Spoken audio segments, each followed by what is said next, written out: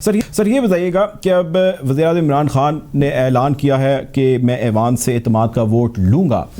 مجھے سب سے پہلے آپ یہ بتائیے کہ ایک تو آپشن یہ ہے جس کو انہوں نے اویل کیا ہے اس سارے الیکشن جیت جانے کے بعد یوسف رضا گیلانی کے، اور کون کون سی آپشنز تھیں جو گورنمنٹ کے پاس تھیں اور ان پہ کون سی لیگل امپلیکیشنز تھیں جو ان کے آڑے آ سکتی تھیں؟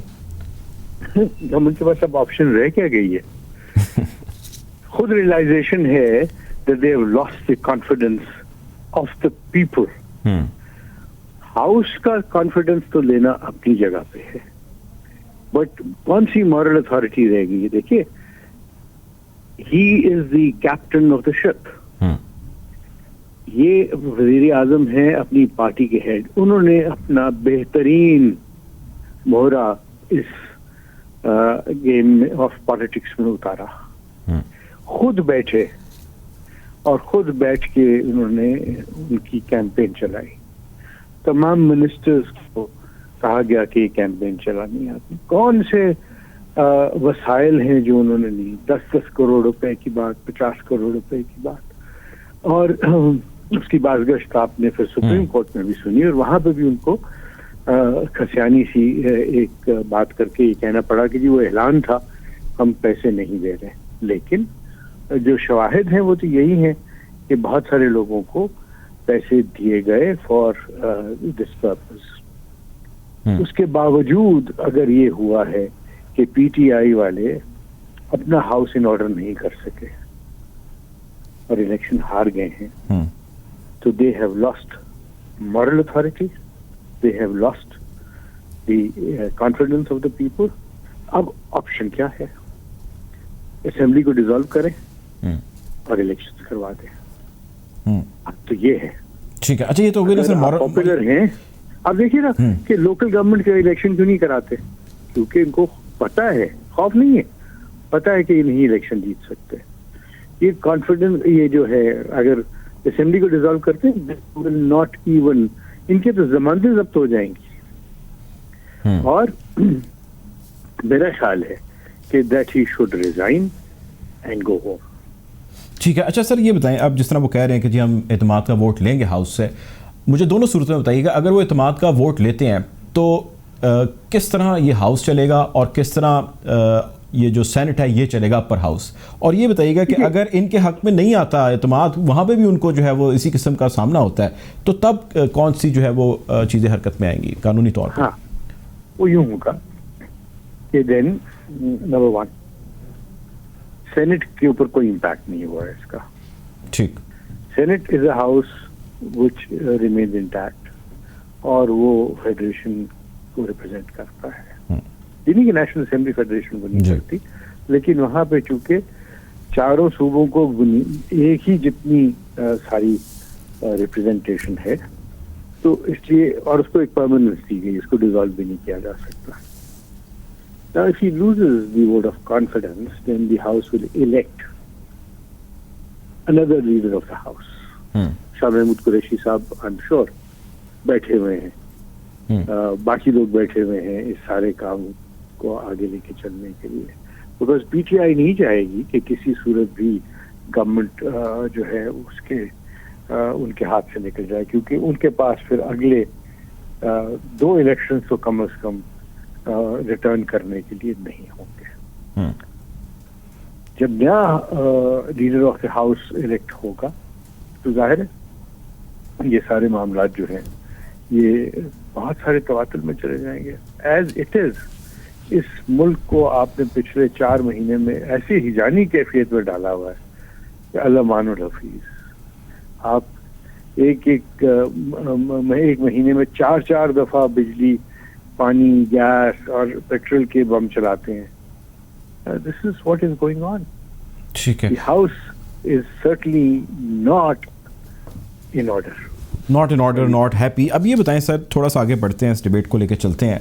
الیکشن کمیشن کی تھوڑی سی ذمہ داریاں، رول اور پاسبلٹیز کے بارے میں بتائیے گا. جس طرح سپریم کورٹ نے ریمارکس دیے، ریکمنڈیشنز دی، انہوں نے کہا کہ جی آپ ایبسولوٹ سیکریسی نہیں ہوگی، آپ ووٹ کو بعد میں چیک کر سکتے ہیں، تصدیق کر سکتے ہیں. اب یہ انہوں نے طے کر لیا ہے کہ یہ اعتماد کا ووٹ لیں گے، وہ ایک طرف. لیکن اگر دوسری طرف وہ الیکشن کمیشن کو اپروچ کرتے ہیں اور کہتے ہیں کہ بھائی ہمیں بتائیں کہ کس نے کس کو ووٹ دیا، سپریم کورٹ کی یہ فائنڈنگ ہے، یہ ریکمنڈیشنز ہیں، اس کی کیا بائنڈنگ ہے، نہیں ہے، اگر ہے تو کیا ہوگا, کیسے ہوگا, اگر نہیں ہے تو تب کیا ہوگا؟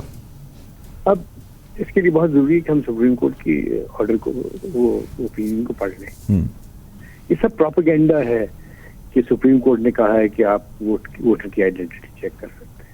یہ سب پروپیگنڈا ہے کہ وہ کہہ رہے ہیں کہ ووٹر جو ہے یہ اس کی شناخت کی جا سکے کہ کس نے ووٹ دیا ہے. یہ سب پروپیگنڈا ہے, نتھنگ مور دین. سپریم کورٹ نے سر ریفرنس بھی دیا تھا نا کیس کا, 1967 کا غالباً کیس تھا.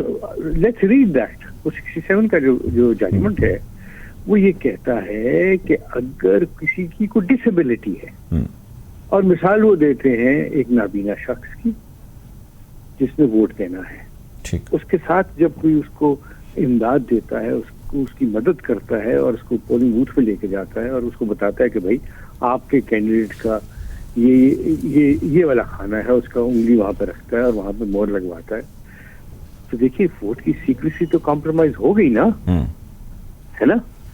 ووٹر کے علاوہ ایک شخص کو پتا چل گیا کہ اس نے کس کو ووٹ دیا ہے. تو سپریم کورٹ نے کہا کہ اگر ہم آئیڈیل کی تلاش میں جائیں گے تو پھر ایسے لوگ ڈس انفرینچائز ہو جائیں گے, اور to exercise his right to vote is a fundamental right. یہ اس کا, کیونکہ وہ ایکسپریشن ہے نا اس کا, it is freedom of expression. ٹھیک ہے, ووٹ دینا بھی اس کے ایکسپریشن کا ہے. لیکن وہ کہتے ہیں کہ جی فریڈم آف ایکسپریشن ہے, وہ کرے اپنی مرضی کا, لیکن ہمیں بتا دیں کہ کس کو آپ نے ووٹ ڈالا ہے, وہ تو ہمارا رائٹ. کسی نے نہیں کہا یہ, اوہو, کیونکہ گورنمنٹ یہ کہہ رہی ہے, یہ پورٹرے کر رہی ہے, اس کیس کا ریفرنس دے رہی ہے. میں وہی تو کہہ رہا ہوں کہ پورٹریل جو ہے وہ بس اپنی جو ان کی خواہشات ہیں وہ اس میں وہ پڑھ رہے ہیں. سپریم کورٹ نے کہیں نہیں کہا. تو سر میں پوری رسپانسبلٹی سے کہہ رہا ہوں. ٹھیک ہے, بالکل ٹھیک کہہ رہے ہیں. مجھے پھر یہ بتائیں کہ جو کرپٹ پریکٹسز 218 سب سیکشن 3 کی ایگزیکیوشن کے بارے میں انہوں نے ذکر کیا ہے, ان کرپٹ پریکٹسز کو یہ کیسے روکیں گے؟ کیا کرے گا الیکشن کمیشن؟ کیونکہ یہ تو جائیں گے اور جا کے کہیں گے کہ بھائی یہ دیکھیں یہ غلط ہوا, یہ غلط ہوا, گیلانی صاحب کے بیٹے کی ویڈیو آ گئی, وہ ووٹ خریدنے ہیں, ہمیں اس کا آنسر دیں آپ. ہاں, اس کا طریقہ یہ ہے کہ الیکشن ٹرائبیونل بنے گا.